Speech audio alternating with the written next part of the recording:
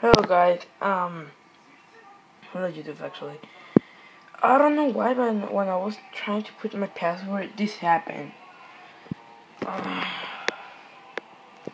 And error has occurred. I don't know why, but I think they hacked me or something, because I was trying to delete my my credit card, and I think somebody hacked me because I just noticed somebody bought something, but just buy something of $9.99, and I don't want to delete it. If you guys know how to fix this, please tell me.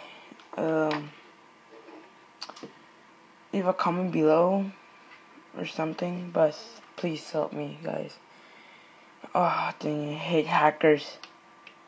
Oh, one thing, if you're watching this video and you're a hacker, oh, dang, you're a sucker, man. I don't know why you're hacking. You can get in trouble with the police by doing that. Well, thank you guys. If you know how, you know what to do.